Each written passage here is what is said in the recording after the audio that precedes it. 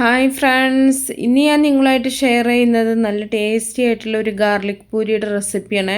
ഇത് നമുക്ക് ബ്രേക്ക്ഫാസ്റ്റിനോ വൈകുന്നേരത്തിനോ ഒക്കെ ഉണ്ടാക്കാൻ പറ്റുന്ന നല്ലൊരു പൂരിയാണ് കേട്ടോ. നല്ല ടേസ്റ്റി ആയിട്ടുള്ള ഒരു പൂരിയാണ്. അപ്പോൾ ആദ്യം തന്നെ ഇതിന് വേണ്ടിയിട്ട് ഒരു ബൗളിലേക്ക് ഞാനൊരു കോഴിമുട്ട ഒന്ന് പൊട്ടിച്ച് വയ്ക്കുന്നുണ്ട്. ഇതിലേക്ക് ഒരു 4 വെളുത്തുള്ളി അല്ലി ഒന്ന് ചതച്ചെടുത്തിട്ടുള്ളതാണ്.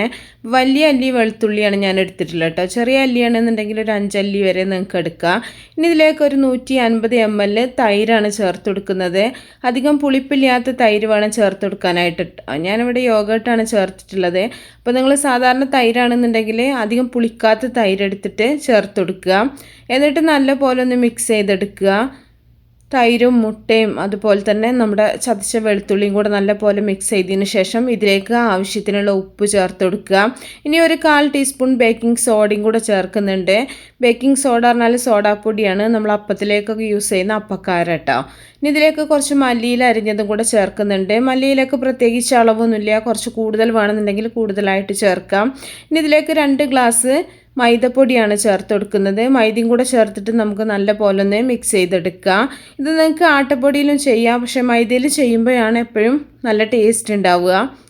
എന്നിട്ട് നല്ല പോലെ ഇതൊന്ന് മിക്സ് ചെയ്തെടുത്തിട്ട് നമുക്കിത് കൈ വെച്ചിട്ട് ചപ്പാത്തി മാവൊക്കെ കുഴച്ചെടുക്കുന്ന പോലെ ഒന്ന് കുഴച്ചെടുക്കാം. അപ്പോൾ ഇനി മുട്ടയുടെ വലുപ്പത്തിൽ വ്യത്യാസം ഉണ്ടാകുമ്പോൾ നിങ്ങൾക്ക് വേണമെങ്കിൽ 2 ഗ്ലാസും കുറച്ചും കൂടെ പൊടി ആവശ്യമായിട്ട് വരും കേട്ടോ. അപ്പോൾ അത് നിങ്ങൾ കുഴച്ചെടുക്കുന്ന സമയത്ത് നോക്കിയിട്ട് വേണമെങ്കിൽ ചേർത്ത് കൊടുത്താൽ മതി.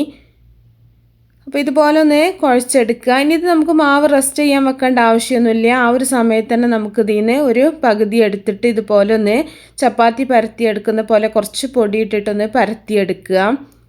അപ്പോൾ ഒരുപാട് കനം കുറച്ചിട്ട് പരത്തിയെടുക്കരുത്, കുറച്ച് കനത്തോടു കൂടി തന്നെ പരത്തിയിട്ട് ഏതെങ്കിലും ഒരു പാത്രം വെച്ചിട്ട് നമുക്കിതുപോലെ ഒന്ന് മുറിച്ചെടുക്കാം.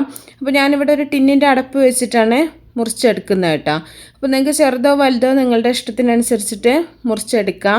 ഞാൻ ചെറിയ പൂരിയുടെ വലുപ്പത്തിലാണിത് മുറിച്ചെടുത്തിട്ടുള്ളത്. അപ്പോൾ നമ്മൾ പൂരിയുടെ അത്രയും കനം കുറച്ചിട്ടുള്ളത് പരത്തിയെടുക്കാം കേട്ടോ. കുറച്ച് കനത്തോട് കൂടിയാണ് നമ്മളിത് മുറിച്ചെടുക്കേണ്ടത്. ഇനി ഇത് നമുക്ക് ചൂടായിട്ടുള്ള ഓയിലിൽ ഫ്രൈ ചെയ്തിട്ടെടുക്കാം. ഒരുപാട് ഓയിൽ മുങ്ങിക്കിടക്കേണ്ട ആവശ്യമില്ല, എന്നാൽ കുറച്ച് ഓയിൽ വേണം. അപ്പോൾ ഓയിലൊന്ന് ചൂടായി വരുന്ന സമയത്ത് നമുക്ക് ഓരോന്നും ഇട്ടിട്ട് ഇതുപോലെ ഫ്രൈ ആക്കിയെടുക്കാം. അപ്പോൾ ചെറിയ തീയിൽ വെച്ചിട്ട് വേണം നിങ്ങളിത് ഫ്രൈ ആക്കി എടുക്കാനായിട്ട് കേട്ടോ. അപ്പോൾ നല്ല പോലെ തന്നെ പൊങ്ങി വരും. ഉള്ളൊക്കെ നല്ല സോഫ്റ്റായിട്ട് ബണ്ണൊക്കെ പോലെ ഉള്ള നിങ്ങൾക്ക് കിട്ടും. ഒരു ഭാഗം ഒന്ന് റെഡി ആവുന്ന സമയത്ത് നമുക്ക് തിരിച്ചിട്ടിട്ട് 2 ഭാഗവും നല്ല പോലെ ഒന്ന് മൊരിയിച്ചിട്ടെടുക്കാം. അപ്പോൾ ഇത് ഫ്രൈ ആക്കുന്ന സമയത്ത് തന്നെ നല്ലൊരു സ്മെല്ലാണ് കേട്ടോ. നമ്മളിത് വെളുത്തുള്ളിയൊക്കെ ചേർത്ത കാരണം തന്നെ നല്ല ടേസ്റ്റി ആയിട്ടുള്ളൊരു സ്മെല്ലാണ്. അപ്പോൾ 2 ഭാഗവും ആയിട്ട് നമുക്കിത് ഓയിലിൽ നിന്ന് കോരി മാറ്റാം. അപ്പോൾ നല്ല ടേസ്റ്റി ആയിട്ടുള്ളൊരു പൂരിയാണ്. പ്രത്യേകിച്ച് കറികളുടെ ഒന്നും ആവശ്യമില്ല. ചായയുടെ കൂടെ നമുക്കിതിങ്ങനെ കഴിക്കാം. ഇല്ലയെന്നുണ്ടെങ്കിൽ നിങ്ങൾക്ക് മയണൈസൊക്കെ കൂട്ടി കഴിക്കുകയാണെങ്കിലും നല്ല ടേസ്റ്റാണ് കേട്ടോ. അപ്പോൾ എല്ലാം ഞാനിത് ഓയിലിൽ നിന്ന് കോരി മാറ്റിയിട്ട് ബാക്കിയുള്ളതും ഇതുപോലെ തന്നെ ഫ്രൈ ആക്കി എടുക്കുന്നുണ്ട്. അപ്പോൾ നമ്മൾ മുഴുവനും ഫ്രൈ ആക്കി എടുക്കുന്നൊന്നും കാണിക്കണില്ല. അപ്പോൾ നല്ല ടേസ്റ്റി ആയിട്ടുള്ള അതുപോലെ നല്ല സോഫ്റ്റ് ആയിട്ടുള്ള ഒരു പൂരിയാണിത്. സാധാരണ നമ്മൾ പൂരി പോലെയല്ല, കുറച്ച് കനത്തോടു കൂടി ഉള്ളിലൊക്കെ നല്ലൊരു ബണ്ണിൻ്റെ പോലെയാണ് ഇത് ഉണ്ടാവുക.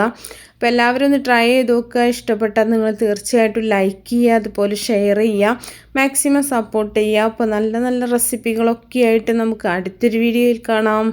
ഓക്കേ.